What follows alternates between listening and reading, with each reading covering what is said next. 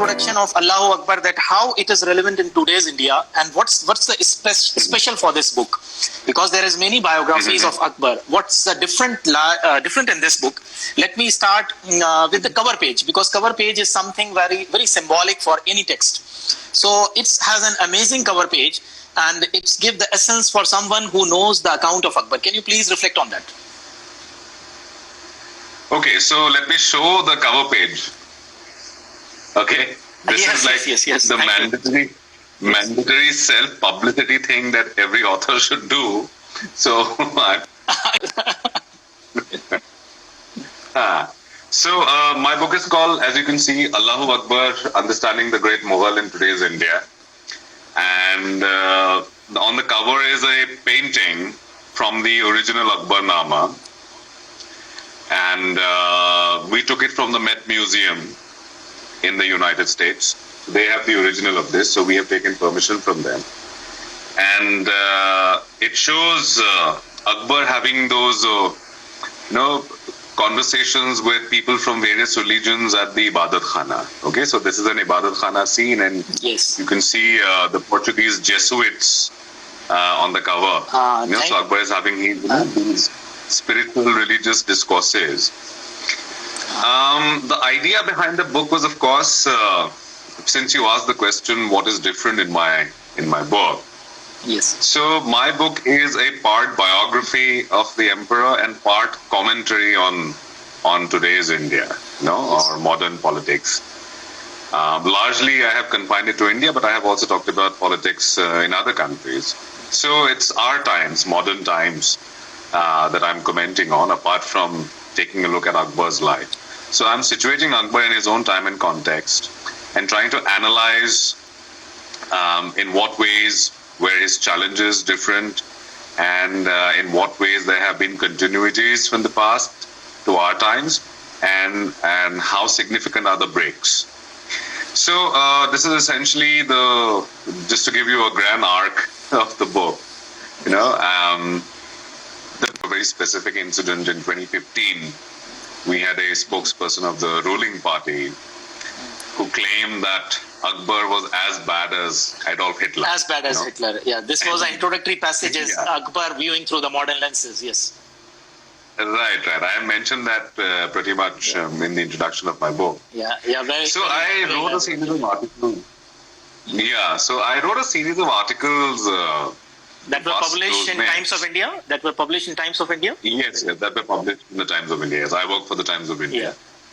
And those are also read by my publisher, Praveen Tiwari of Bloomsbury. And but then of course we had not met then, so the idea did not occur at that time. But in 2017, we were introduced by a common friend.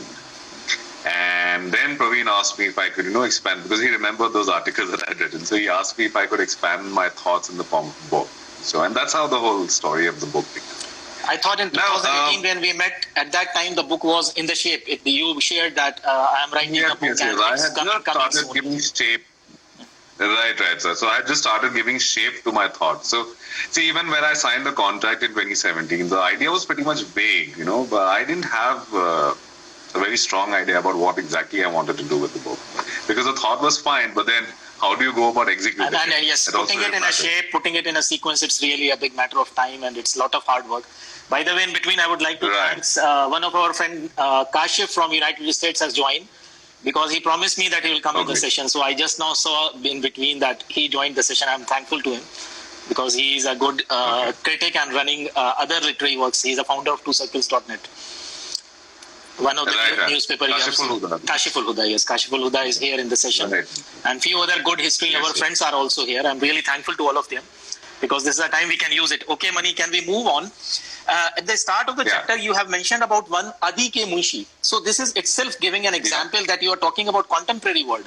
Adi Ke Munshi is someone from just before partition, at the 1941, I think. Right. So it was talking about epistle, that is a letter to Gandhi ji. Can you please reflect on that little bit in a short words? Sure. Right. So I decided to start my book with that episode. Okay. So there was this gentleman called Adi Ke Munshi, who was a Bombay resident. So in those days it was called Bombay, not Mumbai. Yeah. So he was a Bombay resident who wrote a letter to the editor of the Times of India on the 10th of October 1941. And his idea was that it should be published on the 15th of October 1941, which was the 400th birth anniversary of Emperor Akbar. Just to add to this, as a side note, my book was also launched on the 15th of October 2019. That's the point. By none other than Professor Irfan Habib at Aligarh Muslim University. Yes. Great. So this is to commemorate Akbar's birth anniversary. So Adi Munshi also wrote his letter to commemorate the 400th birth anniversary. And though he thought that it was on the 14th, so he really wanted the letter to come out on the 14th. But the Times of India actually published the letter on the 15th, which was the real birthday. So it came on the real birthday of the guy. Yeah. Okay. So he was complaining about the situation in India at that time. And so we have to understand the context of this letter. So in 1940, as we all know, the Qaraardad-e-Lahore was signed, the Lahore Declaration by the Muslim League. Yeah. So even though it was still a very rough idea about Pakistan, so nobody actually thought that it would be an independent country completely. Yeah, at that time it was not. Yeah, but at least the idea that it would be separate in some way than India. Mani, I would like to thank Rana ma'am joined. It's a pleasure for both of us. Yes, the pleasure for both of us, and thanks to her. Okay, you can continue. Thank you so much, Rana. Sorry for interruption. Continue. No worries. So at that time, so the idea was pretty much there that some sort of a break is going to happen at some point. So, and there was a lot of tension going on. So at that time, 1941 is like the peak of the Second World War, right? And at that time, the Nazis were winning. In October 1941, they had, destroyed Smolensk, and the Nazi armies had reached into the deeper parts of the Soviet Union. Yes. So there was tremendous despondency in the world at that time, and there was also unrest in India because of the war. So many people were being sent, and mind you, India sent 2.5 million men. And separatist ideology was also seed has been sown, and that separation was clearly absolutely. See, in any crisis, so if it's a war, which is going on, and it was an all-encompassing war, right? So there was a lot of tension. People are not making money. So there was a job crisis. The economy was not doing very well, and there was a lot of politics which was also happening. Yes. So because the Congress was not involved, the Congress ministries had resigned, and suddenly you had those Muslim League and in the Mahasabha in alliance, they had started their own governments at different parts, at least in Bengal. So that was going on. So Adi Munshi wrote a letter and said that there was so much communal tension in India right now, and we really need someone to unite different factions of people together in the form of one country. And strangely enough, he does not mention Gandhi. He does not mention Nehru. He mentioned Akbar. Anyone. Sardar Patel, Bose, anyone. He does not mention anyone. He says that India needs an Akbar. Yes. So these are the values of Akbar that was saved up to down the centuries.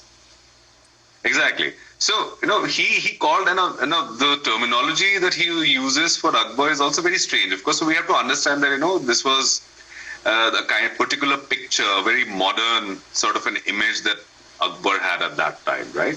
So he calls Akbar the greatest nationalist Indian of all time. So medieval king was fitted in a new terms. Exactly. So you applied a modern term there. But nevertheless, we have to understand that the imagination of Akbar at that time was of a man who was, who could unite, who had actually done that, who united different people of different faiths together, around his throne, around his persona. So that was pretty much the idea. So Adi Munshi, made a longing that, we need to get one Akbar in today's India so that people are united. Rana ma'am also put some question that do define nationalist as used for Akbar, please. Right. So this nationalist description is a very modern description. So we know that for sure that Akbar was not that, right? So we are talking about a 16th century person. But what happens is our present shapes our understanding of the past. So nationalism in the early 20th century was pretty much part of the Indian identity, which was evolving at that time. So in that definition, Akbar was being retrofitted. Yes. So Akbar was suddenly a nationalist figure. So somebody and nation building is a very complicated process. So you have to create certain national myths. So this was a myth that was created at that time, and which was very successful, of course. So if you remember, Rehansa, when we were growing up, that was pretty much the image of Akbar, right? As that was somebody who loved. Yes. Exactly. But now we are around. I am now 41 years. And we have an interest. I'm not a historian and I have nothing to do with the academics of history, but I have an interest from childhood days. So I could remember in that time, Akbar was pretty much a hero image in our minds. That has been slowly fading, and as you say, unfortunately, it has been compared with a Hitler. And this is something that's really weird. Now let's go back to his grandfather, who is largely cursed in India, and you describe in chapter 1. We are coming back to Babur. And Babur is definitely a foreigner to India. If you go to Taskare, Babri and other accounts, India is a foreign land for him. You mentioned that one of his favorite son, who died at the age of 31, is called as Hindal. Or Hindal. Yeah. This is like Indian affiliation. Hindal is Turkic word or a Persian word? I don't know.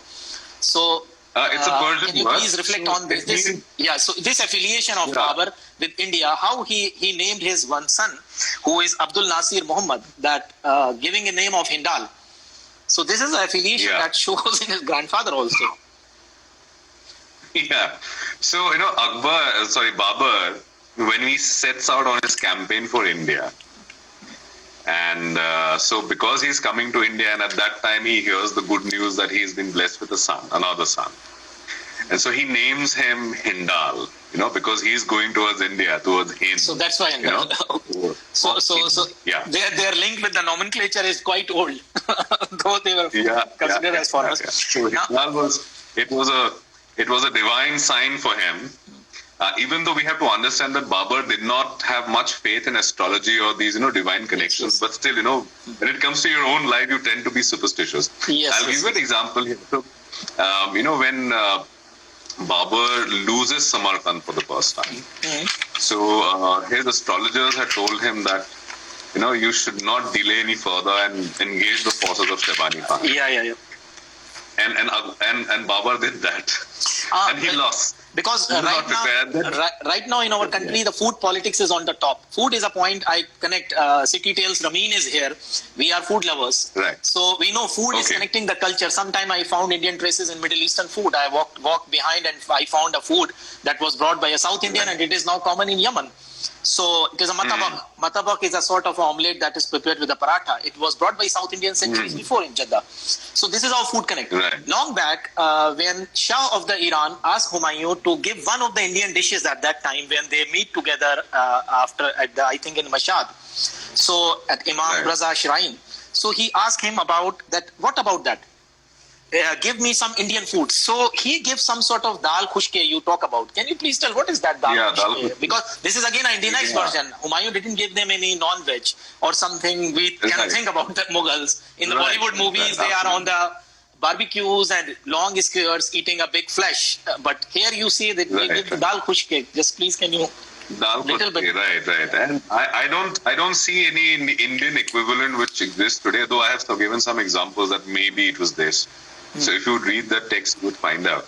So it's very strange, because you would associate meat dishes with Muslims, right? Exactly. That's my point. Actually, dal khushke is a type of a dish that is mix of, as you wrote, pea and I think rice.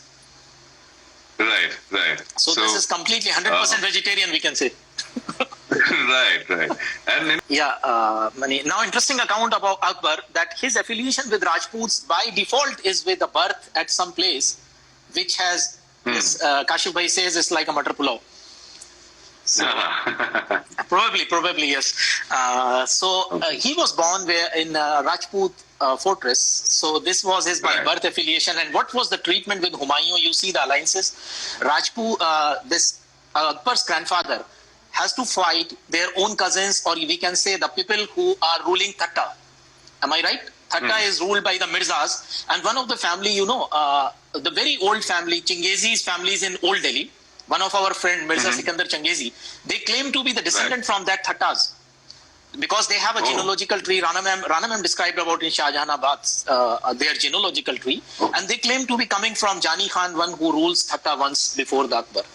So Akbar forefathers was more tough to they have to fight their own relatives, and with the Rajput there was an alliance. So this is a point that in medieval world the alliances are more complex, not like this white we say in a Hindu-Muslim way or black and white. It was like a more grey area. You can say the other interests are also in between. Right. Absolutely. And, if I have to give you a more elaborate answer to this one. So these, the concept of having alliances, it's a urad, truly urad, dry cook like pulao. Okay, chaliye, theek hai. So dal khush. What happened because of that? So these, these relationships that were happening in India at that time, it was something unique. These alliances, similar alliances had also happened in the past. Like even when we talk about the Delhi Sultanate, we see, and when we talk about Jaunpur, the Shorkis of Jaunpur, right? The Shorkis of Jaunpur also, having these matrimonial alliances with the local Rajput of India. Right? Yes. So all of this was going on. Though with the Mughals, the thing. Mera connection kya hai aapka? Yeah, your connection was lost. I was there. Your connection was lost. So okay. Yes, Mani. So let me move on. That birth of the Akbar took place somewhere in a Rajput fortress. Right. And we see that Humayun moved to the Shah of Iran, and the treatment with Shah of Iran was something quite different and strange. As we see, that was a medieval days, and there was a lot of sectarian influence, as people didn't think so right now. We can see in a Muslim world, but in India that is not so wide, or this gulf is not so wide right now, I think. So this was a sort of way.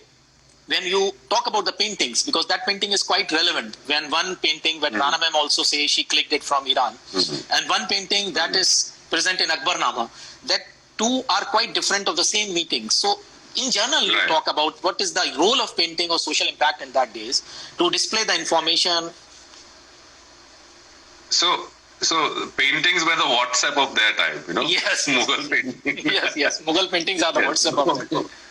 So, we see that there's a lot of propaganda, which is put out through Mughal paintings, or in fact all paintings for that matter. So, like that particular incident when, eventually at Qazwin, Humayun and Shah Tahmasp, they sit down to meet. Humayun is insulted. Yeah. And this was just a series of one among the series of insults that had been heaped on Humayun ever since he entered the territories of the Safavid Empire. So Humayun was, he was allowed to sit. And then when he asked if my associates can also sit, the Shah refused. He said that in our country, the custom is the guest has to sit. Only the main guest will sit and the rest of them will stand. Rest of them will stand. Yeah. So, and then of course, much later, this whole thing was painted and it exists at the Chahal Sultan Palace in Iran. So it's a fresco painting which you can see on the ceiling almost. And there Humayun is sitting. And he's more brown. And he is more brown like us. Not a like fair. So that depiction may have been accurate because, if your Iranians are much fairer than... much fairer than them. Yeah. Than Indians or his Turks. So, so you have Humayun who is slightly darker. And he's sitting and with his palms open as if he's begging, right? So that's a very curious sort of Shah is a larger figure in that frame. So he's much bigger than Humayun. And everyone on his side is sitting, while everyone on Humayun's side is standing.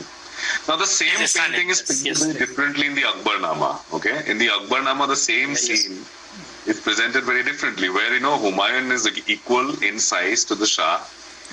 and everyone is sitting and everyone is happy and there is a smile on everyone's faces. They're having good food and good dance. So then you have these a lot of questions also coming. We'll respond to this. Yeah, we will respond. About one question is asked about Mujaddid al-Fasani. We will come on that fatwa against Akbar. Yeah. This is also a point in our talk. And let's go to the Hemu. Mani, I think we are running short of time. We cannot discuss a lot of things. This is very interesting talk. And let's move to Hemu. Yes, as you wrote that a man who is coming from the grocer's background, raised to the highest level of the post like a military journals. And when the final call was happening, right now we see Hemu as a Hindu journal. Now in today's propaganda's days, or not propaganda, I can say that in today's history, what people are going to reflect Hemu like a reviver of Hindu king. But when in fact we go in the history, you will find a Shadi Khan on his other flank and his nephew on the other right flank, right or left. Yeah. So this is like equivalent. He is like an Afghan representative there. And the people who are fighting and who lost their lives are also, many of them were Afghans. So how come that these definitions now change in these narratives? So what did you say on that? I think we can refresh in between. No, I think it will be better now because I have turned off my first connector. I have turned on my second network. That's good. I think that's good. I think that's so. We are talking on Hemu actually. In between when you're speaking, we are on Hemu. Yes. So I was saying that changes of the narratives. Was an Afghan general at the end of the day, so we need to remember that. Yeah, that's the point. And he was furthering the cause of his master Adil Shah. And there was another claimant, Sikandar Shah, who was taking claim to the territories of Punjab and the western territories of Sher Shah's empire, while his master was taking claim to the eastern part of Sher Shah's empire. Anyhow, so Hemu and Todarmal, they were all officers of Sher Shah, right? Officers of Sher Shah, yes. Yeah, so they were all Hindu officers of Sher Shah. But it was they were at the end of the day Afghan officers. Officers, they are Afghan state officials. So Hemu is, as we know, he was a very powerful general. He won 40 contests straight away, apparently. That's what Abul Fazl says. So he was considered to be, somebody who cannot be defeated. Yeah. So he had this, aura about him, and the propaganda of the time had also, inflated it's like his... Ajay, we say Ajay, huh? Yeah, absolutely. Ajay, you cannot be defeated. Yes. So that was pretty much the image that he had. So he even drove out Mughals as he came from the east, and he had Mughal garrisons in parts of western UP, which were defeated and pushed back. And finally, he came to Delhi, where a Mughal army, the garrison decided to give battle, and eventually, of course, they were defeated and everyone had to flee, and Hemu entered Delhi. Now, the depiction of Hemu in the Mughal sources is very bad, Yeah. And Abul Fazl, he concedes, and so does Badauni, that he was a very brave man.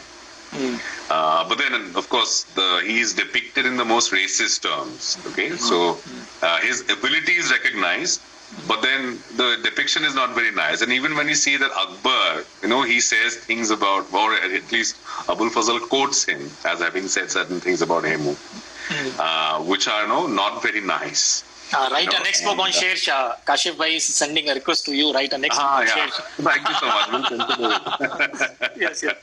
So Akbar even creates fireworks, and patakha kuch atishbazi ke liye na. Then which is he creates it in the image of Hemu, and then he sets fire to it, and then everyone enjoys it. So this is a very ideological thing. way, and this happened to rule and to run the game of the politics. Right. So let us move now to our Chittor siege. That is very interesting because Chittor siege, I could see Sahib Khan and Ismail. The two names from the Muslim Rajput. Very interesting because now Muslim Rajput in India, I see it's on a back foot because most of them are in Punjab. Majority of them are in Punjab. You will find in the Punjab province, if you go to the gazettes of Denzel Abidson and H.A. Rose, there is a huge Rajput community, and I know many of them Pakistanis who came from Muslim Rajput background. Even Bhutto's claim to be a Muslim Rajputs. But they have their customs, and H.A. Rose at that time in 19th century wrote that their customs are more likely to their own community. Yeah, And you wrote a reflection on Sahib Khan and Ismail, who took a charge, and their women also go for sati. And right now there is a no name. Chittor siege is 100% Hindu siege. There is no Absolutely. name of any Sahib Khan, and there is no name of any Ismail. They have been vanished. Right. And see, the whole understanding of Chittor is very different. Like I said, your understanding of the past is shaped by your present. So it is Yes. your present conflicts that have shaped your understanding of something, as far removed in time as the siege of And Chittor. in between, I will just to interrupt. Raja Bhagwan and Todarmal also. You please reflect on that. Their work also, engineering work, Sabat. I was really not really happy to listen on that also in between. Yeah. So what happens? So I'll give you this answer in detail. Okay. Yeah. So you have the siege of Chittor, which happens, and Akbar, he gives several ultimatums to the Rajputs. Okay, that Yes. you need to submit. So he had this problem with Rana Uday Singh of Mewar, because Rana Uday Singh was giving shelter to all these rebels or all the enemies of the Mughal state. So you would have Baz Bahadur, when he's fighting the Mughals and he's defeated, he Yes. runs away and lands straight in the lap of Rana Uday Singh of Mewar. Okay. So, this clash was bound to happen at some point. Plus, Mewar also had captured a strategic position on the map of India. So you had all the war horses, which used to come from West Asia, the Iraqi horse, the Arabi Ghoda. They are Arabic Ghoda, yes. Arabic horses were quite famous. yeah, so these are war horses, right? And they were crossbred with the Turkey horses. So that's how the Mughals had their edge over the other powers. Bringing the Central Asian breeds, a big mix of Central Yes. Asian breed of our Mixing them, yeah, absolutely. So Chittor lay on that strategic route. So you had to control that place so that that trade routes would come under your influence. So this was very necessary. Now, what happens? So we also need to understand that who is defending Chittor. Chittor garrison commander was somebody called Jaimal Rathore. Jaimal Rathore was a Merta Rajput. No, he was from Merta. Okay. And Jaimal Rathore's overlord always was the Rana of Mewar. Now, what happened was Jaimal Rathore's fief Merta was snatched away by Rao Maldev of Marwar. Rao Maldev Rathore, again a Rathore, but he snatched away his principality. So what does Jaimal Rathore do? He goes to the Mughal Subedar of Mewat and Nagaur, Mirza Sharafuddin Hussain. So I'm just giving you this background, which I think is very interesting. Okay. Yes, definitely. So, the Mirza promises to help him and arranges for an audience with the emperor, who is Akbar. So Akbar agrees that, okay, I'll send you my army and you will be one of its commanders. So you can go and take back the fort of Mirza. And Akbar does it, right? So Jaimal Rathore takes Mughal help, take back his own fief of Mirza. Now what happens? Eventually Mirza Sharafuddin rebels against Akbar. And because Jaimal Rathore was seen to be a friend of the Mirza, he also realizes that probably the emperor is going to turn against me. Okay. So he runs back to his own master, the old master who was the Rana of Mewar, Rana Uday Singh. Okay. So when the Mughal armies come for the siege of Chittor, the garrison commander is the same Jaimal Rathore, the former Mughal. So there was a complex politics from behind. Yeah. There's a complex politics, and which is very normal for that part, that time in the country's history. So what happens after that? The Chittor garrison, when they realize, and because Raja Todarmal is helping build this Sabat, which is like a sheltered Yes, Sabat, you talk about this is an Arabic part of or it is more common in the Middle Eastern architecture. Yes, absolutely. So this was a very new technology for that time. Okay. So it's a covered trench. So Todarmal is in charge of building it, and one other officer, the Mir Beher. So these are the two officers who are in charge of building this Sabat. So they do it. And the Rajputs realize that they are not going to win, because what will happen is the Sabat will come closer to the walls, and then the Mughals will place their siege cannons, and wall will be exploding. Harder for the garrison to defend, right? The fort walls are going to fall. Yes. So what they do, they send peace missions to the emperor. Okay, so they offer to surrender on And- respectable terms. And this was And rejected. Akbar- And Akbar is bloody minded. He doesn't want the surrender. He says that, I have only one condition. Your Rana will have to come personally and surrender. So the this is Rana the has ego already clash. abandoned Paul. Yeah, the Rana has already. This is it. Yeah, it's an ego thing for Akbar. It's a ego so he clash, just it's a wants to humiliate the Chittor, the Rana of Mewar. So who are these officers who are, sending these embassies? Sanda Silehdar, who goes to Akbar as a Rajput representative, then Sahib Khan Rathor, who goes there himself. And eventually, what do you see? After the Rathors are killed, Jaimal Rathor is killed, it is Sahib Khan Rathor who is leading the Rathor clan. Yes, Right. yes. And at the end, you see his wife and other females. Yeah, and his wife, Sati. they commit Johar, like other They Hindu committed women. Johar. Yeah, they committed the Johar. And right now, Yeah. the division is very wide. Muslim Rajput are now like more Puritans, and they are not committing, following more tradition. And there So is lot the of religion alone did not decide your loyalty, right? Yes. Your loyalty is to your own people who will speak your own language, or you will have some family ties or whatever. Definitely, if I could add it, I am living in a Middle Eastern country from last 10 years. What I found that Indian Hindu from North India is more closer to a Pakistani Muslim in comparison sometime to the South Indian, because this is a regional variation exists.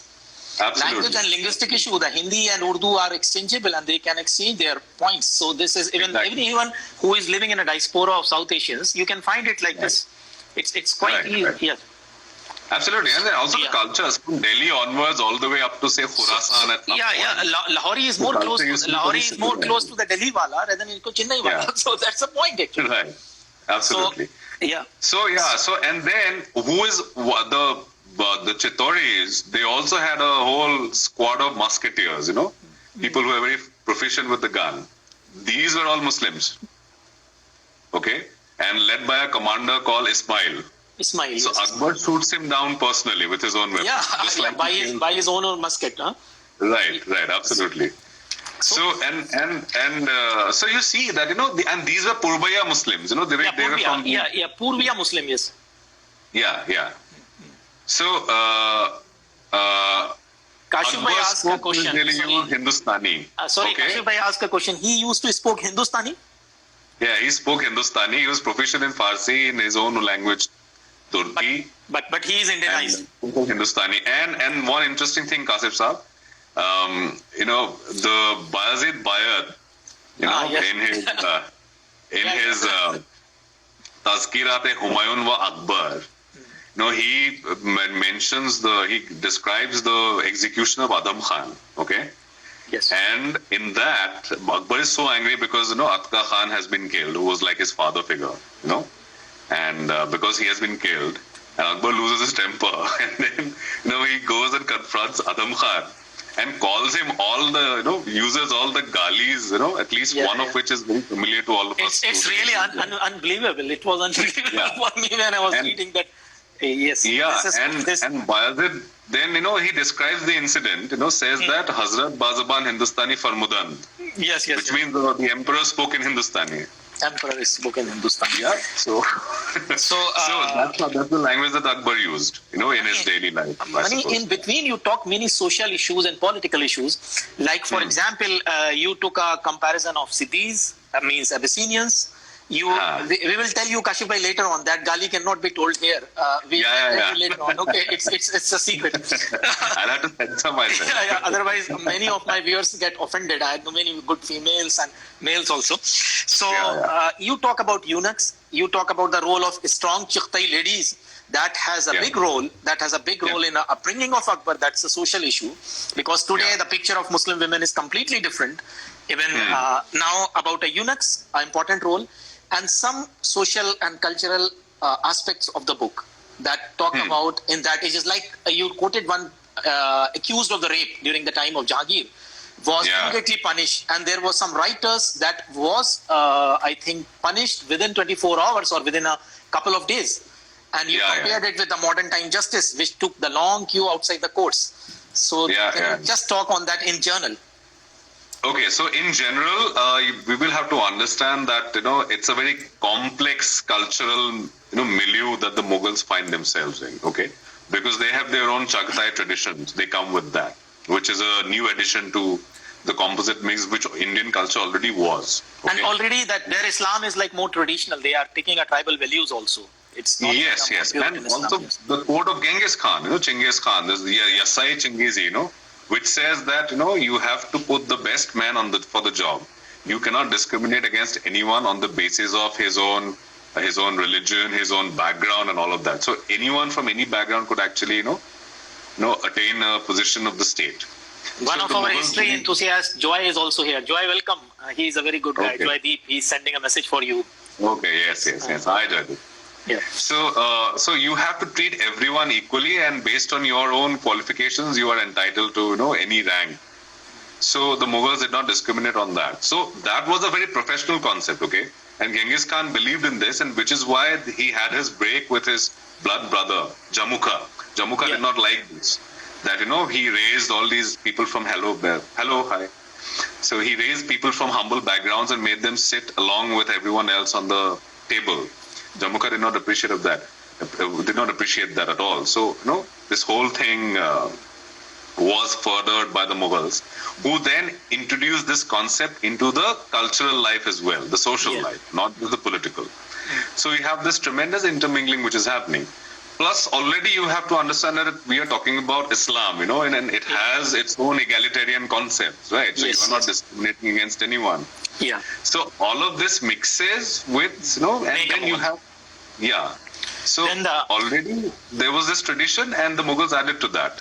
And so eventually you have something which is very beautiful and which is very difficult to imagine sitting in today's times, where we see so much conflict and so much hate all around us. And eunuchs, especially eunuchs, is not only with the Mughals. Eunuchs are slaves. So we have to understand that when you talk about slave, and Siddhis also. And Siddhis, of course. Yes. So India is perhaps the only country where all these African origin slaves attained political power, rose through the ranks. They did face discrimination, yes, but that did not come in the way of their doing well in life. Yes. For instance, Malik Akbar.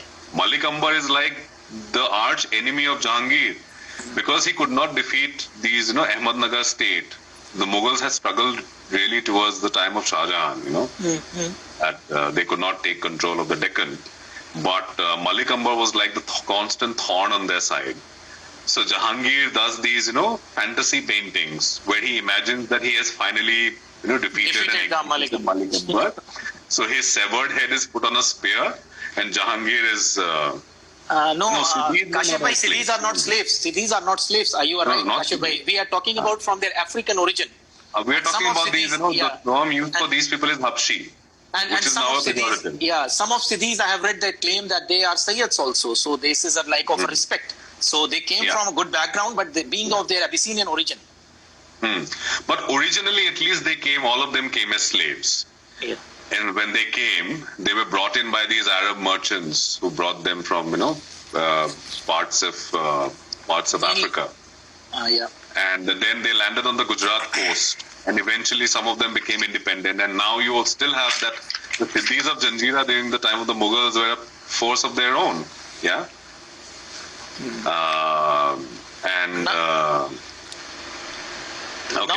Mani, we came up very concluding point that the invasion of Bengal opens the door for the Akbar's wider perspective, where many questions of Mujaddid al-Fasani and other will also come in the ground, that there are allegations of new religion, and you refuted that, and you refuted on the basis of, not you, means from the historical narratives of Abul Fazl, that there are accounts that he didn't change anything, he's just making it more open. And what impact from the Bengal invasion, he took it and making of Ibadat Khana and something that has been in his later life or last stages of his life, we can say. Absolutely. And Bengal is fascinating for me because, one thing has remained constant when it comes to Bengal. The Mughals referred to Bengal as Bulgha Khana. Okay? And that means the house of sedition or house of contention. So that's a land of perennial strife for the Mughals. The same thing is used by the British, where the Bengalis are referred to as seditious people, and because the origins of the Congress also lay there, because all these, Bengali nationalism, the Renaissance happened there, and the earliest Indian nationalist movement, the leaders came from there, right? So the Bengalis were not allowed to bear arms because they were considered to be seditious. Yeah. We see the same narrative playing out in the times of Hindutva today, where Yes. Chief Minister Mamata Banerjee and the Bengalis are painted as seditious people, anti-India and all that. Yeah. So I have described this in my book, which I found very fascinating. Now, for the Mughals, now we have to understand that they were the outsiders in a very complex setup which Bengal already was. Bengal Sultanate was an independent sultanate, and at that point of time, it was being ruled by an Afghan sultan. Okay, and Sulaiman Kararani was a contemporary. He accepted Akbar's suzerainty, so there was no need. But his successor, of course, he did not follow the same. He did not believe in his father's policy, so he declared complete independence. Now, Bengal had its golden period during the time of two sultans, Sultan Alauddin Hussain Shah and Sultan Nasrat Shah. They are like, and if you would see the Hindu texts of those times, you would like, Manasa is a goddess, considered to be the daughter of Lord Shiva, and who's like the deity of snakes. Yes. So Bengal has this tradition of Manasa worship, and you have these, different books that were written on Manasa, and these would open with, adulation of the Sultan. Sultan of Bengal was quite open to, Nipati, Goreshwar, the Ishwar of Gora, which is Bengal. Yeah. One of my very old friend from Dubai joined right now, Khalid Bhai. Salam alaikum. Khalid Bhai saying salam. So he is only one who listens my history. Otherwise, everyone is rejecting it. So he is the only one on the group who supports me. Our WhatsApp group. Okay. Okay. So to continue, so you have the imagination of the Sultan of Bengal as somebody who is not just the king of the Muslims but also of the Hindus. Yes. And because the Bengali sultans, they abandoned the use of Persian and promoted the use of Bengali in court. So from here, Akbar was largely inspired, and what he carried out, he bring a new form of Ibadat Khana. Yeah. So Sulaiman Kararani had this practice of surrounding himself with all these people from different faiths and having these discourses. And Akbar is very impressed by that. So he carries back that image, and once he comes back to Agra after the successful Bengal campaign, he builds the Ibadat Khana. Okay. Which strangely, which started from the room of a Sufi who eventually became a worshipper of Lord Shiva. Yes. I was coming on that point. So you can reflect on Sheikh Abdullah Niyaz Sirindi. I was really surprised that really what happened to him and how he was evolved in this new transformation. He was a disciple of Salim Chishti. Yeah, he was. He belonged to that same Chishti order. Okay. And it's very surprising that it started from the room of a Sufi who became a worshipper of Shiva. And so we have to understand that these different strands of different religion come together in the Sufi world, right? So yes, it's really understandable. Yeah. So it borrows from different religions. It's not exclusive to Islam alone. Now, so Akbar, he started his whole discourse from there, and every Thursdays, we used to have. Mani, I am sorry, it's only 40 seconds. So 1 minute 40 seconds. So we will again reconnect, because maybe the questions, we will again go live, and we will conclude our session with question answers. So continue. If it drop, I will again connect. Huh? Sure. Okay, because a lot of interesting talks going on. Yeah. Once you start, it becomes very difficult to finish. Yes. So what happens is, so he has this. Originally, the talks were confined to Islam only. When he does his Ibadat Khana talks, it was only confined to Islam. Then he decided to open it up to people from other faiths. Yes. Now, Akbar was also very naughty in certain ways, because what he would do, he would get these Portuguese Jesuit priests. Jesuits was disappointed. They thought of reconverting him as a Christian. They worked hard. They were very hopeful. They thought that the emperor was very At the end, he was very depressed that there's nothing happened and nothing changed. Exactly. He is still. And eventually concluded that Akbar is an atheist. Yeah. That's what the Jesuits concluded eventually. Yeah. Let me start the next session. It's going to be closed. Okay. इसको आप save करके story में डाल Yeah. We will save it. The Shariki heritage from Jaunpur. And Okay, great.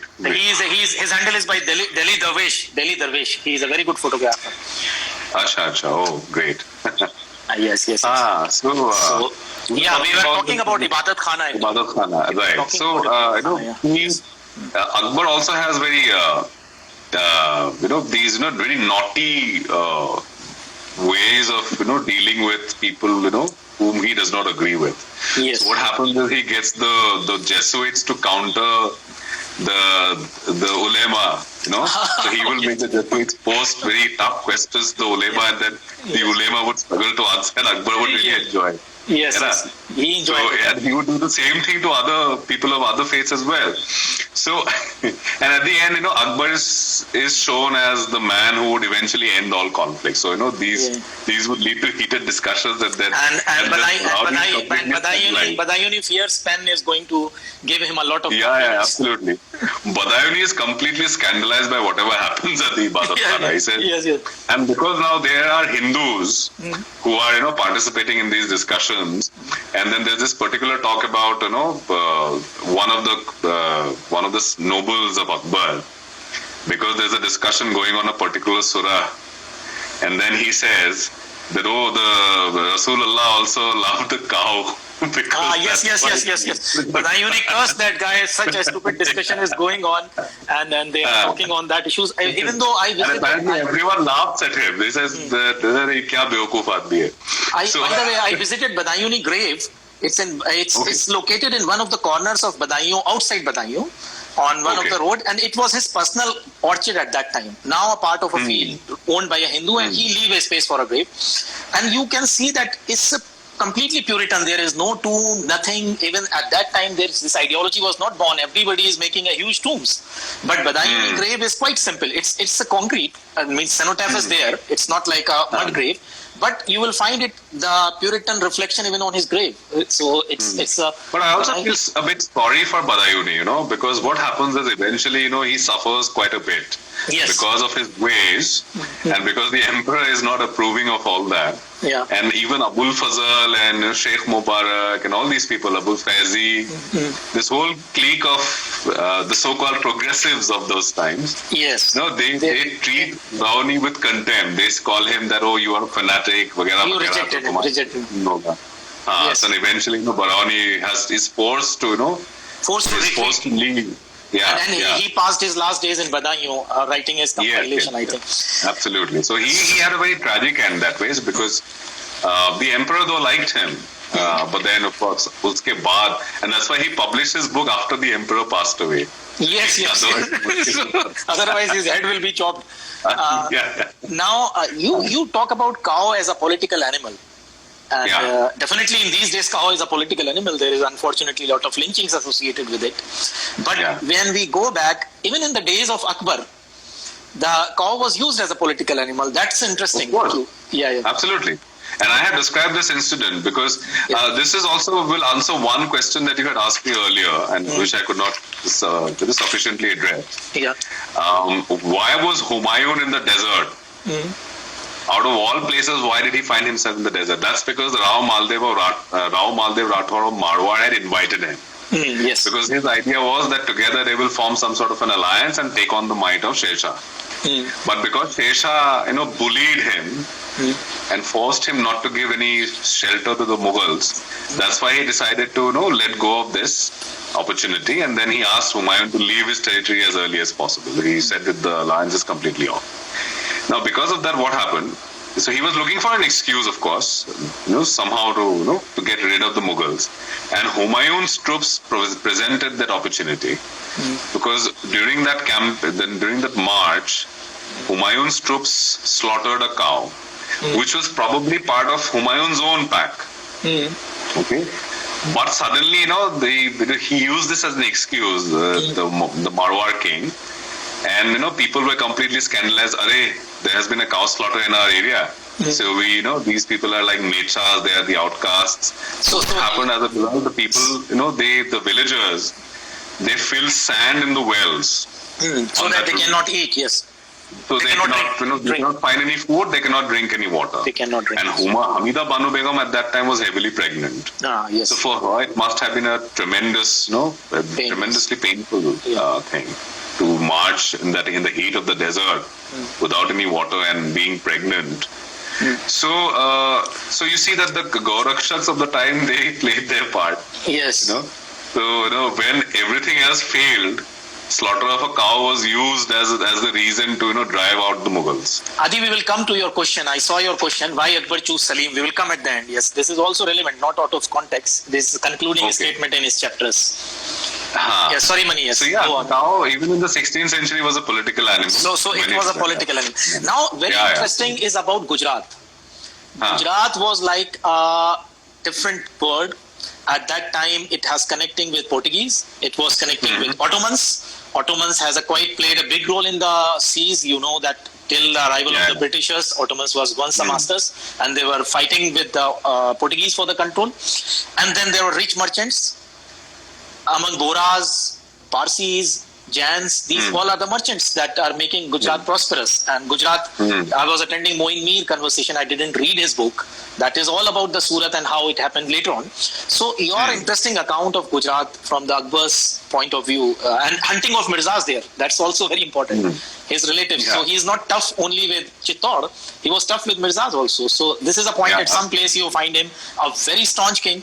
And some place he is very open-hearted, like Adi question that why he chose Salim. So it was a pardoning sort of a king, and some places he is quite adamant. And this experiences from Gujarat, he saw sea for first time.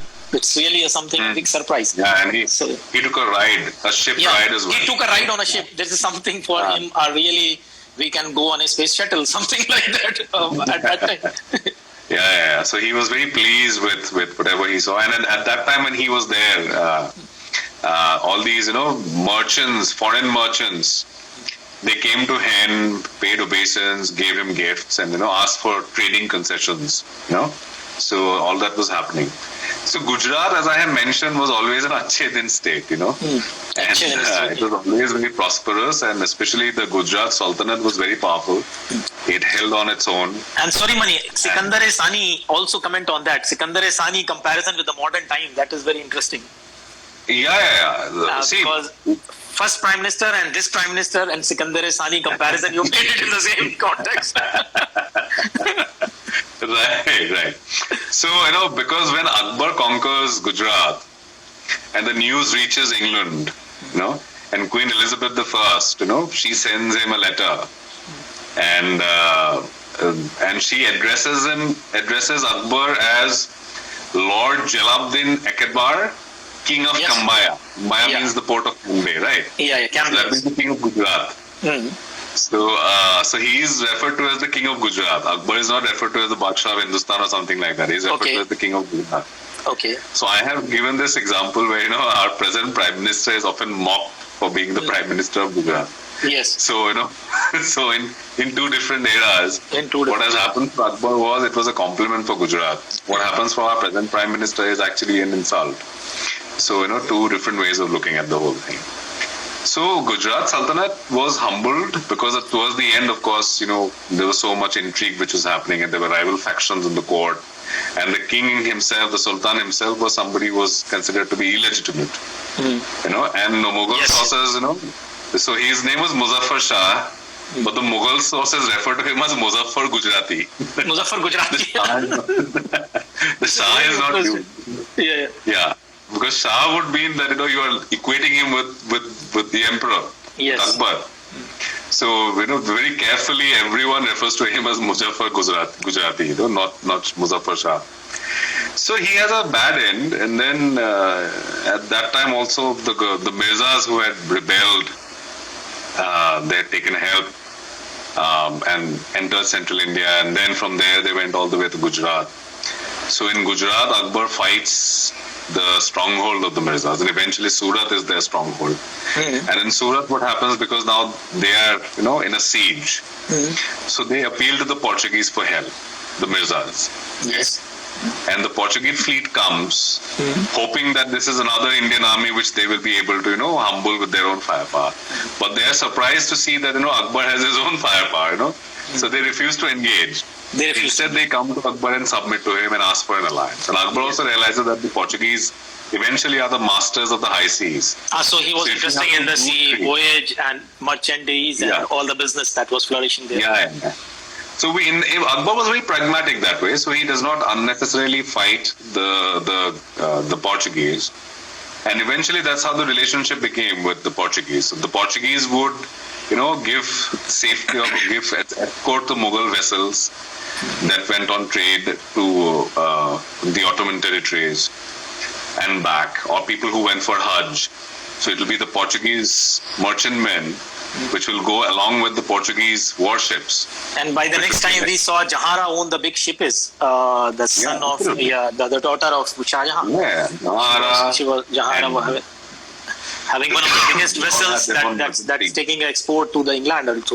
So Mani, one interesting narration other than hunting of Mirzas that you explain about under the influence of liquor, Akbar was doing some stupidity and it seems like a scene of Jodha Akbar that he is going to cut his own thumb, otherwise he will be perished if he didn't go. Who was that who just interrupted in between? It was just who saved his life? It was Mansingh. Mansingh was also about to die in that situation. Yeah. And what happened was Akbar, so after defeating the Mirzas, they were having a drinking party, Akbar and all the nobles. So there were Muslims, there were Rajputs, and all of them were there. So the Rajputs, they started, talking big about their own bravery. They started giving these examples that, we Rajputs are so brave that when two of us decide to fight, then we put a spear through us so that nobody can come in between us. And then we have our duels with sword. Okay. And so it was all rubbish. But Akbar, because he was so drunk, so he rose up suddenly and said, I am also brave like a Rajput. I am also going to do the same thing. I'm also going to do the same thing. So he fixes a sword on the window sill. And he was going to pierce his body with it. Run. So he says, I'll first put the sword through me. And then I'll also have a duel with a Rajput. Yes. And everyone is like completely, they were taken aback. They never expected that Akbar would take the joke seriously. Yes. Okay. So nobody, people, they are like completely dumbfounded. They cannot react. But eventually Mansingh had some good sense. So when Akbar charged at the sword, Mansingh kicked that sword away. And in that process, the part of the sword hit Akbar's thumb and cut it a bit. So Mansingh actually saved Akbar. But Akbar got so angry, he shouted at Mansingh, you fool, what have you done? You have taken away the chance of me being as brave as a Rajput. So he throws Mansingh on the ground and tries to strangle him because he's completely drunk. He doesn't realize what is happening. Completely drunk. So then one of the other nobles, he pulls Akbar's thumb and that's how his grip is. His grip is loose and his thumb was cut. Yeah, absolutely. That's how his Mansingh's life was saved. But Akbar was pretty much, he was completely bloody-minded in that exercise. Anything could have happened at that time. So he was completely, reckless. And we do see this recklessness in Akbar. He would get into fights where he should not have. He would do things that he should not have. And everyone would be, there's a painting which I think you mentioned in one of your posts on Instagram. Yes. It was about the elephant. Akbar was on elephant a ferocious fight, elephant. Elephant. So it was another instance of Akbar and doing something completely avoidable. And then he could lose a life. He could lose his life. He could lose his own life, absolutely. And as we see in this particular episode also, it was thanks to Mansingh. You had the he had the wisdom to so his life is quite full of adventures also. So we can say that and Akbar loved Mansingh like anything. I mentioned in my book that Mansingh is the son that Akbar wished but never had. But he has a son like Salim and two others who passed away. Mansingh, he refers to him as Farzan. Yes. That is son. Mansingh is the first one who is referred to as Farzan, even before his own children were born. Yes. Mani, let me go on because we will have a lot of rounds and questions also and some other points. So one question from Sayyid Yusuf Saab, he asked about Mujaddid al-Fasani. You know Mujaddid al-Fasani in Sarind. No, I have not read those parts actually, but yes, I am quite aware of. That's the point. It was not referred in the book, but Mujaddid al-Fasani was quite vocal against opposing the ideologies of Akbar, and I think he got some punishment, but Akbar spared it. Jahangir imprisoned him. I forgot about it, but it happened something. Akbar had a very tense relationship with not just section of the ulema but also the Naqshbandis. Sufi, he's Naqshbandi. Mujaddid al-Fasani was Naqshbandi. He belonged to the family of Faruqi Sheikhs who were descended from second caliph. Yeah. And Naqshbandis, they declared a fatwa against Akbar, calling it legal that any rebellion against this heretic emperor will be holy war. So it's a jihad. So again, it's a jihad. Like Allama Fazle Khairabadi, jihad is against the Britishers, and now our media, Z News, is creating a jihad of Tablighi Jamaat. Corona jihad in the name of Tablighi Jamaat. So again, coming on the very So Sayyid Yusuf Saab, I think you got your answer. So again, the romance of Bollywood and historical inaccuracies. That's a very interesting topic because everyone has been really aware of Bollywood movies. I think most of us used to watch Bollywood movies. It has a greater influence in our life. And these historical inaccuracies are quite evident, even though somebody who's a very good researcher, like, what's the director name? I really forgot this name. Jodha Akbar, the director, very famous one. Ashutosh Gowalikar. So even a serious chap like Gowalikar makes some basic mistakes in the dates. Some narrative. We are not accusing him for anything. This is a movie and a fiction. But again, there is a lot of sincere work going on. So how come... You are being very kind. I don't want to say because Bollywood fan will be hurt on this. I think that movie and Lagan were perhaps the only two good movies that Ashutosh Gowalikar and he claimed that I met Irfan Habib Saab and he reacted on that time. He did. And he met Irfan Saab, Shirin Muzvi Sahiba and also Bharbans Mukhia Saab. Yes, so three big historians he met, and he met all of them, but he did not follow any of their advice. And start date is mistake, big date. At least you can catch it. You see Hollywood movies, Patriot is there, Mel Gibson is there, other movies are also there in the time and date. Passion of the Christ is there even before 2000 years old time. But at least they try to show something close to the real narratives. Well, in India, sadly, facts don't come in the way of a good story. Yes. So it all depends on the imagination of the maker. The kind of trees Akbar's garden had.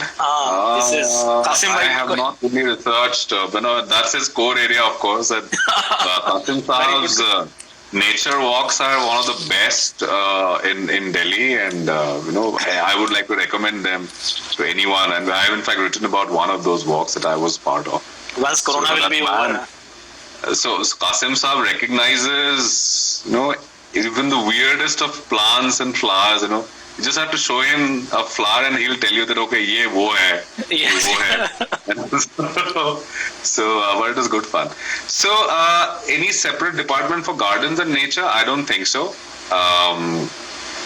I don't think there was any separate department for all that. But yes, there were officers who were in charge of whenever there were buildings that were built, and most of the Mughal buildings, as you know, even the public ones, were built in the Chahar Bagh pattern, So Chahar Bagh would mean the four gardens of paradise, which is the Persian concept. So the concept of garden was pretty much integrated with that. So anyone who would build would also have a garden. So they were experts in this, but I don't think there was an official status that was accorded to them. So at least I'm not aware of that. So we were on the historical narratives of Bollywood. But sadly, Jodha Akbar was probably a very good movie.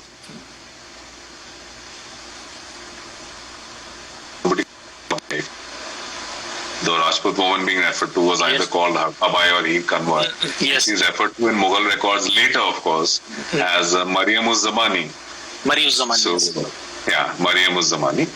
So that's how we know her. But Jodhabai is a much later fiction that arose. Mariam-uz-Zamani is like a title, I think. It is used by Mariam-uz-Zamani is a title. Zamani is coming from Zama. Zamanic, a time, yes. Yeah, so the Mary of the age. Mariam-uz-Zamani. Mary of the age. And Mary is quite revered in Islam also, so that's why I think Mariam. Yeah, absolutely. Mariam is, of course, quite revered in Islam. So all these, Hindu women, so you would find that at least those women whose sons became emperors, they got these official titles. Ah. So, because this Hindu Rajput woman, her son Salim or Jahangir became the emperor. So she got the title of Maryam-uz-Zamani.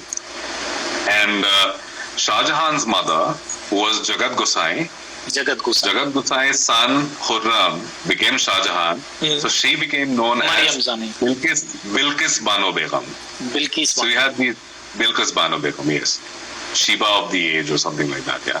Bilqis is Sheba, Queen of Sheba. So, yeah, so Bilqis Bano Begum. So, that's the title when we go to Jodha Akbar, the starting date is inaccurate.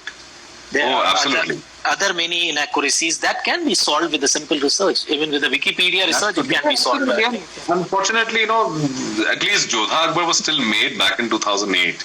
You would have more recent TV serials that have been made, which are like huge productions, but where absolutely no research has been done at all. Okay, so I have given the example of a serial called, Bharat Ka Veer Putra Maharana Pratap. Yes. Yeah. So that, in that serial, Akbar is like a villain. He's scheming, he's plotting all the time. Even and Rana Pratap and Akbar meet as kids. Yes. So they have taken imagination too far. So like mirch masala style, it's like adding of spices in a food, so that it becoming a tasty on the point of delivery.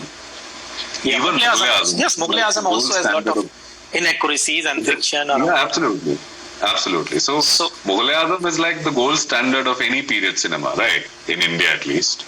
So even there, you had this whole legend about Anarkali, which was taken out of context and shown as the love story between Salim and. So let's come to the question of Adi, who just before asked that why Salim was chosen, and this is an interesting topic. Adi, we are coming on your question. Why Salim was chosen over the other sons? I think you have a point for that in your book also. And even we find Akbar as a kind-hearted man who pardoned Salim at the end. So I'll just respond to quickly Adi's question, which I've seen. Why was Arjuman Bano Begum named? See, Arjuman Bano Begum was a real name.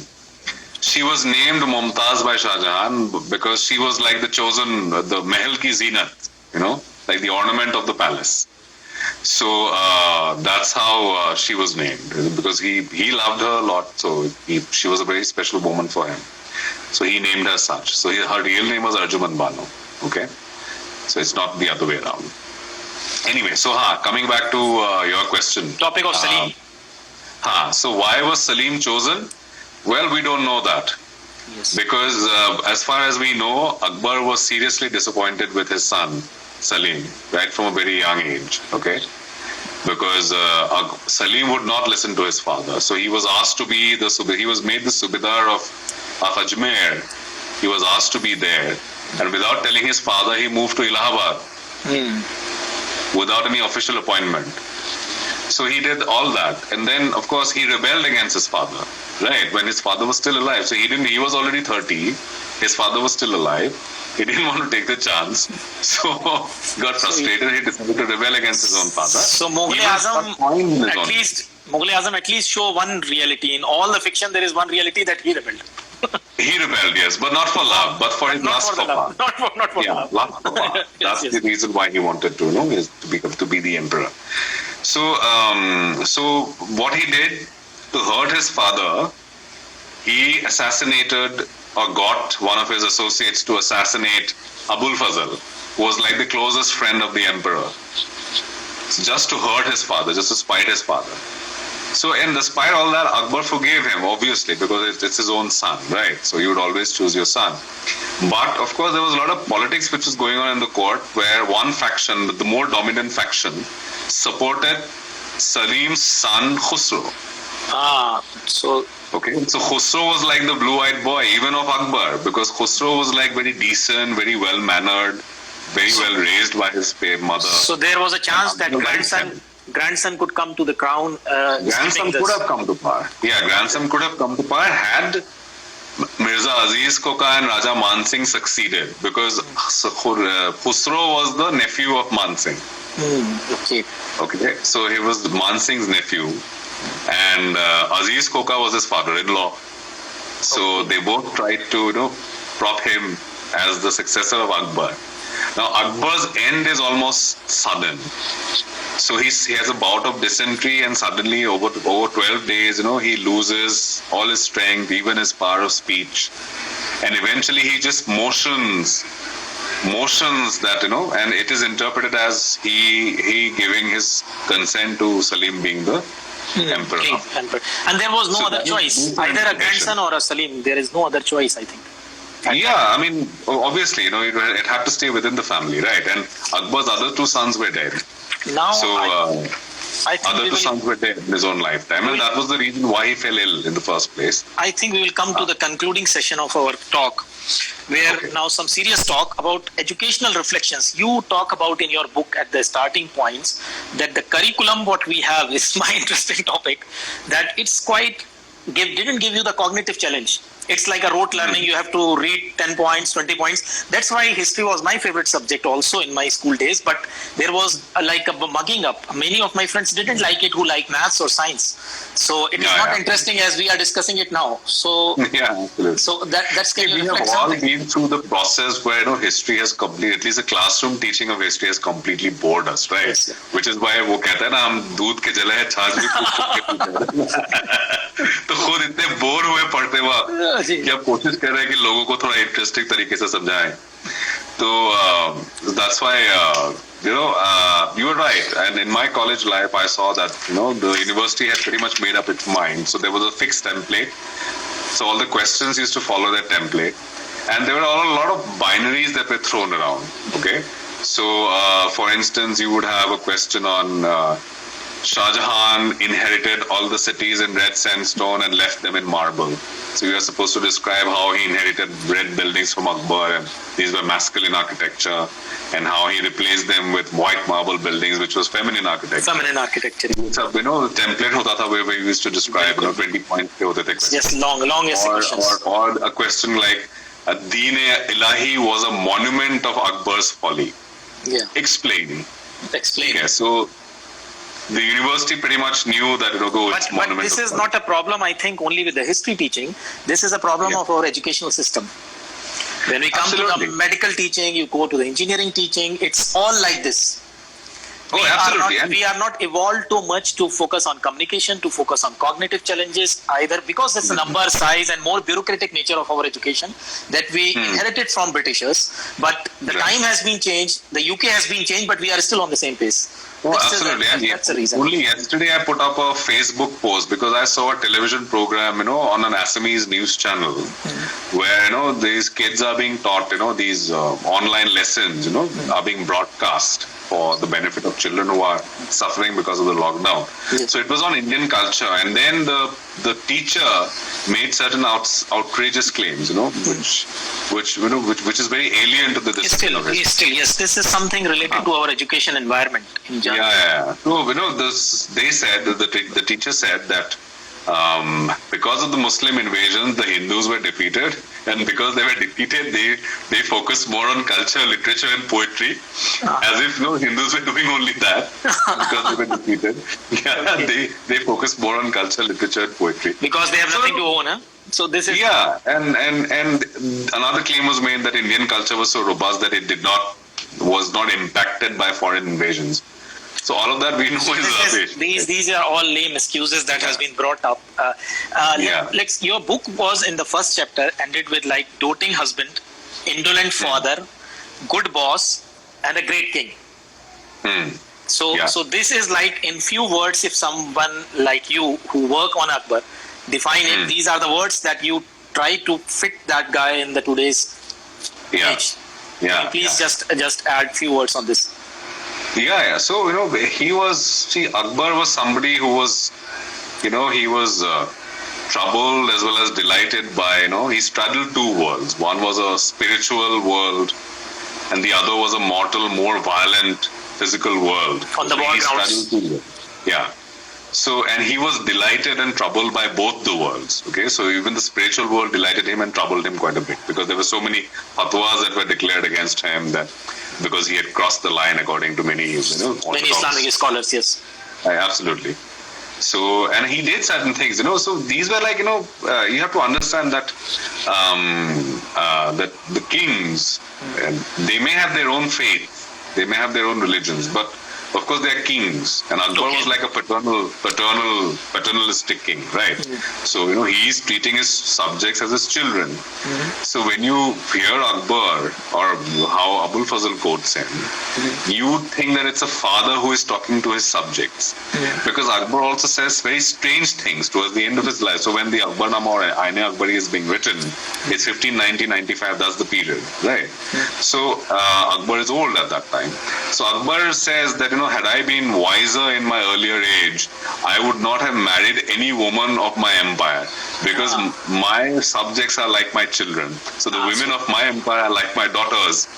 So he become like his thoughts is ever changing because he is open-minded. So he's like a changing colors with the time. So, and he's evolving, right? So there's a complete personality. So how much it is true that Akbar was not having some physiological defect, that he is not able to recognize the words. That's why he was not able to read. How much this narration? See, that is just one scholar who made that claim in 1981. Okay, that Akbar probably had dyslexia, which explains his inability to read or write. But then he was really trained in the arts and the sciences. So that's what the claim was. But that's just one professor who said that. And there has not been any, unanimity in the academia about this. So now, of course, the more modern researchers, and since the 1970s, actually, there have been the researches that have been done to say that Akbar was not illiterate. He was literate. And he could read and write. He was familiar with theology in many ways. He was familiar with cultural aspects and with sciences, because Akbar is also credited with several inventions. And Abul Fazl mentions all of that. So, all of this points to somebody who has had a very complete 360-degree view of life. So education is just one part of it. So I refuse to think that Akbar was illiterate. I don't think he doesn't seem to be dyslexic. And also because you have to understand that these chronicles that were written in Persian, so these were political documents of the time. So Akbar was being compared because you had to show some continuity from the time of the Prophet, right? So everyone was trying to get legitimacy from the Prophet. Prophet is like the Ummi, right? So which is the information, the knowledge is coming from all by itself. Divine. It's a divine. So it's divine. So Akbar was being raised with that. And also we have to remember that he was a direct descendant of Amir Taimur. Taimur is like Sahib-e-Kiran, the Lord of the Conjunction. He is also illiterate. So Akbar had to be as great as Amir Taimur. So he want to imitate the predecessors, what he need to continue his legacy. Yes. So that thing had to be established for legitimacy. So I suppose that explains I think that sounds more valid.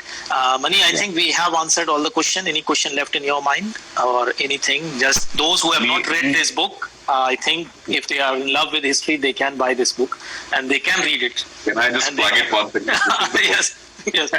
And once again, thank you for this great session. Really, I enjoyed it. So if you have any question, we'll just wait for a minute if there are any questions. At least, we can, because a lot of questions at that time we solved in between and we answered them. A lot of people had asked questions, so but if any question is now flagging, we can answer that.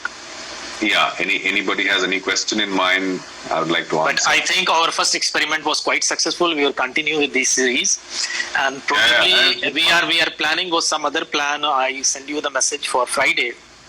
Right. 8:30. We are planning to bring Rana ma'am here.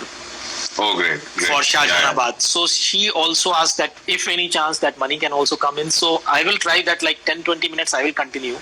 And is there any way I can send you a message and you can join and I will drop with the same handle? So let me see that if this technical possibility, so we will bring you in again. Qasim scenario during Akbar's time. Okay. Qasim has a question. It was a very vibrant time culturally. A lot of things were happening at that time. Akbar's court, like the most powerful man, was also the most popular patron of the arts. We are having a problem in education system. Tuba Sahib, I'll answer this question as well. Let me answer this question first. So a lot of things were happening culturally, Qasim Sahib. So Akbar like I said, conducted these, cross-cultural experiments, and one aspect of it was translation of Indian works. Okay, so Ramayana, Mahabharata, Atharva Ved, stories of Nal Damayanti. These were like traditional Indian, very popular mythological stories or religious literature of the Hindus, which Akbar had heard about. At least some of the stories. So he was very interested in all that. So Akbar began this process of translation of these very Indian or Hindu sources. And so as a result of that, you had this, two diverse groups of people. One were the Sanskrit scholars, and the other were these, translators, Persian scholars. Arabic, Turki, and Persian scholars. Yes. And among them was also Barauni. Our guy. Badauni was completely scandalized. Of course, he was considered to be somebody who was good, was the right man for the job. So he was charged with translating the Ramayana, which he did. Badayuni translated the Ramayana. Okay? So Badayuni was cursing himself. And of course, Badayuni also makes the comment that all of this is useless literature. Muslims should not read it. But still, I am the work of this. I work for this king, so I am doing that. And Akbar actually relied on that. He expected that Barauni at the end of the day is still a scholar, right? He may be orthodox in his mindset, but at the end of the day he's a scholar and he would do a good job. So once when Akbar realizes that Barauni has talked about the concept of heaven and earth, heaven and hell in the Ramayana, Akbar gets very angry. And and he uses galis for Barauni, calls him Shalgam Khor, a turnip eater. I don't know what that means. And also calls him Haram Khor, like somebody who has haram ki kamai. In that sense. So he abuses Barauni, and Barauni laments that yaar maine itna kuch kiya lekin badle mein mujhe gaaliyan hi mili badshah se. So he was never admired. Was the so Barauni translated the Ramayana and also worked on the Atharva Ved. And then there were others, of course. Barauni also translated 2 chapters of the Mahabharata. So after that, he left it midway, and it was translated by others. So the Mahabharata is the most famous and the most successful Mughal translation, called the Razamnama, or the Book of War. And it became mandatory reading for all the princes, all the nobles. Akbar ensured that all the princes would, get a copy of this book and they would read it. And right down till the time of Aurangzeb and even later, the Razamnama was the Book of War, which is very popular and mandatory reading among the princes. So the original copy, the emperor's personal copy, still survives with the Jaipur royal family today because they got it. Yes. You mentioned it in the book. I think regarding the question of Tuba, Hayat Khan, I think she is asking a question from the other side of Radcliffe line. So many guys, and one other sent me a question personally that how we can make a history interesting that can be enjoyed and relished and pursued as a career. So first I will put my inputs that whenever I meet many friends who are open-minded from the other side and they are ready to share the conversation, it's amazing to know that we eulogize some of the heroes and we talk them and we make a Maharana Pratap or Shivaji or some of them literally in the modern world making a very big images, forgetting that Gardi Khan was also Ibrahim Gardi with him, or see that Maharana this has Ismail Khan with him. So in the same way in Pakistan, the Ghori, the Ghaznavi, and this narratives is going towards the Islamic perspectives. So this is a way how history is a subject, I think, unfortunately, has been used. And it is victimized in the circles of academics. It has been victimized for their political gains based on what population like in the modern days. That's why Bollywood is selling. That's why Pakistan is doing with academic curriculum. India is doing with their academic curriculum. So what did you want to say on that? Both points, how to make it interesting and how to make it more clear, sound and scientific. See, of course, academia or the academic understanding of history is very, it's far removed from the popular understanding of the subject, right? So exactly. In the academia, and especially in the Western academia, they have gone far ahead. So history is no longer about... I'm really sorry just interrupting in between because something happened on Twitter and I want to share with my audiences, those who are here. just 2 or 3 days before, because as pandemic is going on, I did one small video on quarantine history and very short review. But I never found that Ibn Sina, I know he's a father of modern medicine, but he ever talk about quarantine. But suddenly Facebook and everywhere is flooded with the viral images that Ibn Sina mentioned quarantine as a arba'in, and from where the Venetian merchants drive the world. And the Islamic scholar from US, Ellen Valentine, you follow, I also follow her. She yesterday bust this myth, and one Muslim scholar also, who is well known in Arabic world, that we have never come across the Avicenna talk about quarantine. So this is a way how the trolls were created, either from Muslims, either from Hindus, irrespective of religion. That's why I talk about that. Clearly, we didn't find Avicenna talk about quarantine. And in 2 days, Facebook is flooded with this. So what the common people will consider that Ibn Sina talk about quarantine, we took in 11th century and you are talking now, because we are advanced civilization. This is a person. So this is how it is created. Sorry, Mani, I interrupted. Yeah, I don't know. So, the academia is far, far removed from the popular understanding of history, or popular history as we call it.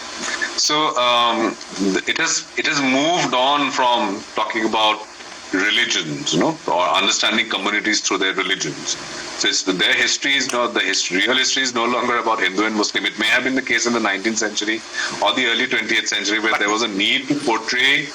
There was a communalization which had happened during the British period in the 19th century, when Muslim kings were shown as terrible kings, and because of that, a counter narrative was built by nationalist historians in Free India, where they thought that they were actually secular. And you can give an example of Audrey's. You take the interview of Audrey Trushke and one of in your article. That's an excellent example of that. Right, absolutely. So, we have to look at historical characters as historical characters. They are not people to be proud of, really, So you should not treat your history as something to be proud of or to be embarrassed about. So it should not be that should not be the approach. And history is actually, it's terrible for communities, because, it can show you in terrible light if you actually start digging. So if you start treating it as a matter of life and death, then I think there's not much hope left. That's why in the Western academia, at least, they talk about different facets of history. There have been several schools of history from different periods in time. There was a Marxist school. There was a subaltern school, which were again left-leaning historians, but then they had a significant break with their Marxist teachers. So, there have been many disciplines or groups. But these days, if you see the oral history, Achal work is completely on oral history. Art oral history. These are the new narratives that bring about the marginalized guys, people like me and you, who what we felt. It is not only about the monarchs; it is about the people. This is a sort of qualitative work coming out from the different corners. So, remnants of separation is the exact work like that. Absolutely. So you see, it's a beautiful thing. You get to know about different the world around you, the people of the past. I think these are great lessons to have. But then you should not take inspiration from history. So, mere ancestor ne ye kar diya tha. So that's not your burden to carry. And that's the biggest mistake. If your ancestors were hurt or they hurt other people, then that's not your problem, really. Yes, exactly. Okay, so they did whatever they did, or they suffered whatever they suffered in their own time. So it's not something that you need to carry forward. So you should treat history as the story of your past. It's a story of evolution. So you have come here because you were there at some point in the past, right? So it's a constant story of evolution, and you have to treat it that way. So it should not be a cause of embarrassment or humiliation or a source of satisfaction. It should not be like that. So, only then can you teach your kids impartial history. Otherwise, it will always be either to over-secularize somebody or to communalize a narrative, which is happening sadly. Rana ma'am again came back. So we are just talking about Friday session. Yeah. So we were having this fun conversation, Rana ma'am, and I would just answer the question about education and the way forward, and Qasim Bhai had asked a question on the cultural aspects of the Mughal court. So hopefully I could answer them and give satisfactory answers. How history could be taught and how it can be. So how history could be taught. So you teach history as the way it is. Yeah. So you don't really make it about life and death. You don't make it about the honor of a community or the humiliation of another. So ये सब नहीं करता है. So and actually universities में ऐसे ही होता है आजकल, even in India. So if you go to JNU or any other university, you would find that that's our history. Just Mani, can we check? We have 11 people right now watching. So if anyone has any question, please feel free to ask. Nahi to we will. But by the way, as a feedback, it was a great session. And please write on Sher Shah. This is Rana Ma'am's again, like Kashif Bhai. So this is the next job for you. That's good. Mm-hmm. And by the way, it's a great session and a lot of good interaction with audiences. Many good questions came up, and I think this is a successful session. I hope the viewers are think the same. And I tried to screen record the session by one of my friends. If possible, we can upload it on the YouTube so that some people, those who missed the session, can, if quality of sound is okay, because it took the external sounds from the speakers. Okay. So let us see that how it will work, and if I can trim some parts in between, and then we can put it on YouTube. Mm-hmm. So. Okay, Tuba says thanks a lot. Thanks a lot for all of you. Thanks a lot for all of you who have given your precious time. And ma'am, it was in between interrupted because of 45 minutes was over. So I think maximum time with Instagram is 45 minutes. And then we have to again come up with a new live session. Yeah, that's record another one because people asking questions. Yeah, my battery is also dying, so there is no facility of charger around. See you, Mani, and all of you. Thank you. See you, Rana ma'am. Thank you. Says Qasim bhai. All of you. Assalamu alaikum. Goodbye. Thank you, Qasim bhai, for your great feedback, and all the audiences. Good evening, and have a safe time at your home. In the days of Corona, we really make a very valuable talk from Mani. Thank you, Mani. Thank you.